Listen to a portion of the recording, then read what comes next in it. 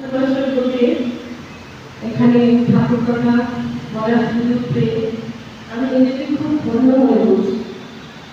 আমার ভিতরে এতটাই আনন্দ হচ্ছে যে আমি কি বলবো না বলবো আমি কিছুই বুঝে উঠতে পারছি না। তবে ঠাকুর আমাদের দৈনন্দিন জীবনের সঙ্গে তো যুক্ত, সেইভাবে যেটুকু বলা যায় আমি বলব। প্রথমে আমার ঠাকুর সীতারাম কমলা মাকে আমি যতটুকুই প্রণাম জানাই, আমার প্রিয় মহারাজকে অশেষ প্রণাম জানাচ্ছি। এখানে উপস্থিত ভক্তবৃন্দকে এবং আমার প্রিয় প্রতিসঙ্গ মায়েদের আমি জানাই অনেক ভালোবাসা আর শুভেচ্ছা। ঠাকুরের কথা বলার আগে আমি ঠাকুর সীতারামের উপরে একটি কবিতা লিখেছি, সেটি একটি পাঠ করছি। সীতারাম সীতারাম, এক অজানা মাধবে বেঁধেছ মোড়ে, তুমি প্রভু সীতারাম, সবার তরে কাঁদেছে মোর প্রাণ, লিখে চলেছি শ্রীরাম রাম রাম। এতে কি নেশা বোঝাতে নাকি পারি, তবে পাই বড় স্বামী। সবাই কিভাবে বোঝায় বলো, এ নামে নিচে যায় যত ক্লান্তি। সদাই রাখি তোমারে সীতারাম সীতারাম, সে ডাকি তুমি শুনতে পাও, হে প্রাণরাম। মোর জীবনে সদাই থেকো তুমি হয়ে ধ্রুবতারা, এই মোর প্রার্থনা প্রভু, সবার তরে যেন ভালোবাসা বিরতি পারি, বিরত না যেন হই কখনো। তুমি মোর সাথে থেকো, পথ দেখিও মোরে, ঠিক পথে যেন চলি, হিংসা বিদ্বেষে ভরা দুনিয়াতে যেন তোমারই কথা সদাই আমি বলি। জয়। এবারে ঠাকুর কথা। ঠাকুর প্রভু সীতারাম আমাদের সবার জীবনে, আমরা যারা তার চরণতলে আছি, আমাদের সবার জীবনের সাথে ওতপ্রোতভাবে জড়িয়ে আছে। আমরা সব সময় তার নাম ছাড়া, জয় সীতারাম ছাড়া আমরা কিছুই জানি না। উঠতে বসতে শুতে সব সময় যেন মনে হয় যে প্রভুকে ডাকি, ঠাকুরকে ডাকি, তবে ঠাকুর আমাদের সব কিছু থেকে আমাদের উদ্ধার করে দিয়েছে। এইভাবে আমরা ঠাকুরকে নিজের মনের ধ্যানে এমনভাবে বেড়ে ফেলেছি যে ঠাকুর ছাড়া আমরা কিছুই জানি না। সারাদিনে যত ঘটনা সব কিছুর সঙ্গে ঠাকুর কথা লেগে আছে। আমরা যখন অল্প বয়সে আমরা সতীসঙ্গ করেছি, সতীসঙ্গের মায়েরা যারা ঠাকুরের শাশুড়ি থেকে যারা তাদের আশীর্বাদ পেয়েছে, তাদের ঠাকুর কিভাবে চলতে হবে তাকে শিখিয়েছে, আমরা তাদের কাছ থেকে কিন্তু শিখেছি, জেনেছি কিভাবে পথ চলতে হবে, কিভাবে সবার সঙ্গে ব্যবহার করতে হবে, কিভাবে নাম করতে হবে, সব কিছু আমরা শিখে আজকে এই জায়গায় এসেছি। আমরা সতীসঙ্গের মায়েরা যারা অনেক দিন ধরে সৎসঙ্গ করে চলেছি, ঠাকুরের কৃপা তারা অনেক পেয়েছে, তারা অনেক অলৌকিক ঘটনার সাক্ষী ছিলেন সেসব মায়েরা। আমরা সেসব গল্প শুনে আমাদের মনে হচ্ছে ঠাকুর হিসাবে আমাদের অলৌকিক দেবেন, আমাদের কি কৃপা করবেন, অলৌকিক লীলাকে দেখাবেন। হ্যাঁ, ঠাকুর কিন্তু আমরা এখন যারা নাম করি, সৎসঙ্গ করি বা আমরা ঠাকুর কথা বলি, পাঠ করি, আমরা কিন্তু অন্তরে অন্তরে ঠিক উপলব্ধি করি যে আমরা কিন্তু ঠাকুরের কৃপা লাভ করছি, কিন্তু আর তার অলৌকিক কৃপাও আমরা পাচ্ছি, অলৌকিক নানান ধরনের ঘটনাও আমরা জানতে পারি। তবে কি তার জন্য আমাদের মনের প্রাণে ঠাকুরকে ধরে থাকতে হবে, ভালোবাসতে হবে, তার উপরে ভরসা করতে হবে যে আমি তোমারই সংগ্রামে রয়েছি। আমার যা কিছু আসুক, দুর্যোগ আসুক, যা সমস্যা আসুক, সুখে দুঃখে অসুখে বিসুখে, সবটাতে তুমি আছো প্রভু, তুমি ছাড়া আমার গতি নেই, আমি কোথাও যেতে পারবো না তোমাকে ছাড়া। সেই জন্য ঠাকুরের উপরে আমাদের অগাধ বিশ্বাস রাখতে হবে, তবেই ঠাকুর আমাদের কৃপা করবেন। হ্যাঁ, যে দুর্যোগ আসার, যে অসুখী বলো বা সমস্যা বলো, সেগুলো যেটা আসার কিন্তু সেগুলো আসবে, কিন্তু ঠাকুর সেগুলোকে কম করে দেবে। তাই ঠাকুরের উপর রাগ করে চলবে না। আমাদের ঠাকুর কথা বলার মানে হচ্ছে তাই ঠাকুরকে আমাদের জোর করে ধরে রেখে ভালোবাসতে হবে।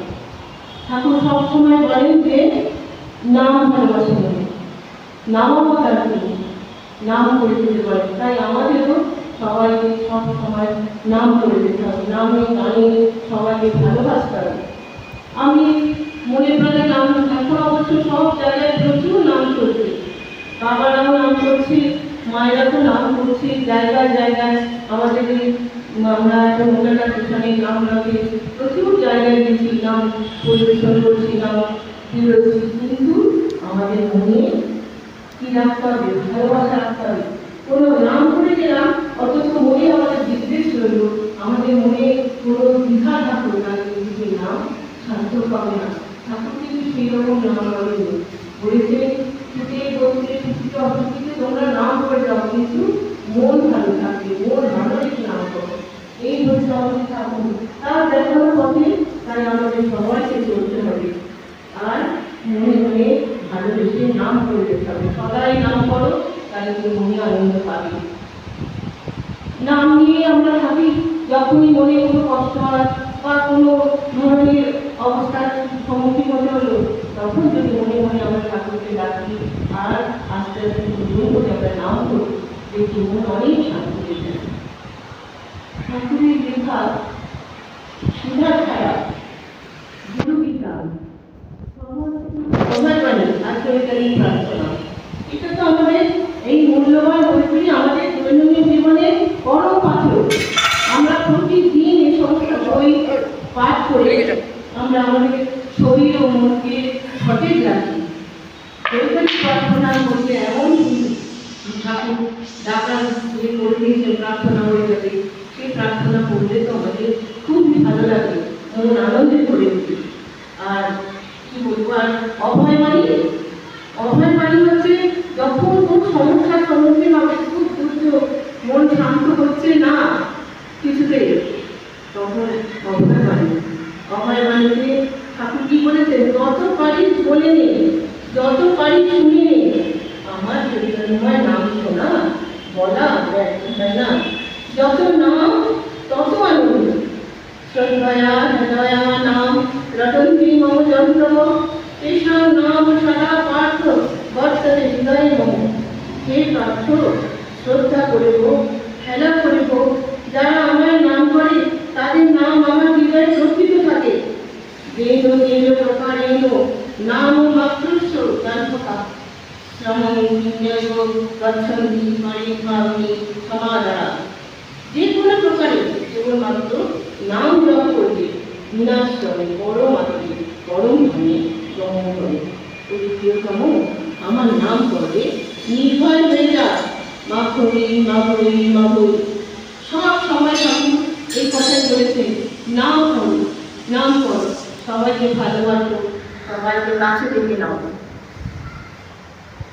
সেই জন্য বলছি যে আমরা সবসময় যদি মন ভালো রেখে নাম করে যাই, তাহলে আমাদের মনে অনেক শান্তি আসবে, অনেক আমরা ভালোবাসা পেতে পারবো, সবাইকে ভালোবাসতে পারবো। এই জন্য আর হেলা করিস না, ঠাকুর বলছে বেলা হয়ে যাচ্ছে, নাম কর, অখণ্ড নাম করার অভ্যাস কর। যতক্ষণ এই শব্দ উচ্চারণের শক্তি থাকবে, ততক্ষণ নাম ছাড়বি না। সূচি অসুচি কিছু দেখবার প্রয়োজন নাই, ভক্তি শ্রদ্ধা থাক আর না থাক, অনুক্ষণ নাম কর, নামেই প্রেম লাভ হবে। নাম জপের দ্বারা আমার সাক্ষাৎ লাভ করবি। নাম কর, নাম কর, নাম কর, মা বলি মা বলি মা বলি। এছাড়া ঠাকুর মাতৃবন্দনাও করেছেন, মাকে তিনি সবার আসলে সব সময় বলেছেন দুর্গা দুর্গা জপ করো। মার কথাও বলেছে, মা তার লেখা প্রত্যেকবারই মায়ের পূজা মাতৃকাথা। এই দুটো বই তো বারবার পড়েও যেন মনে হয় যে আবার পড়ি, আরো সে স্বাদ আর মেটে না। যখনই পড়ি মনে হয় এই মাত্র বোঝা করলাম, এতই ভালো লাগে, এত সুন্দর। মাকে ডাকা আর সে সমস্ত কথাগুলো পড়লে মানে মন ভরে যায় আনন্দে। আমরা ওঙ্কারনাথ রচনা বই থেকেও ঠাকুরের অনেক কথা ছোটবেলা থেকে তার সম্বন্ধে সব জানতে পারি, তার লীলা কথা সব কিছু বুঝতে পারি, কিভাবে তিনি লীলা করে গেছে। তবে তখন এরকম লীলা করেছে, এখনো বুঝতে থেকেও ঠাকুর সেইভাবেই লীলা করে যাচ্ছে। যারা তাকে পেয়েছে, যারা তাকে একদম পাচ্ছে, তারাই বুঝতে পারে ঠাকুরের লীলা কত। আমাদের মহারাজের লেখা নব নব রূপেশ সীতারাম মহাসিন্ধু তীরে, এই বইগুলি পড়লে ঠাকুরের সম্বন্ধে অনেক অজানা তথ্য জানতে পারা যায়। এত সহজ সরলভাবে লেখা ঠাকুরের উপর তার লেখা, তার সরলভাবে ঠাকুরের লীলা যা করতেছে মন ভরিয়ে দেয়। এমন প্রিয় আমাদের ঠাকুর, এমন দেশ কি কোথাও খুঁজে পাবে না তো তুমি।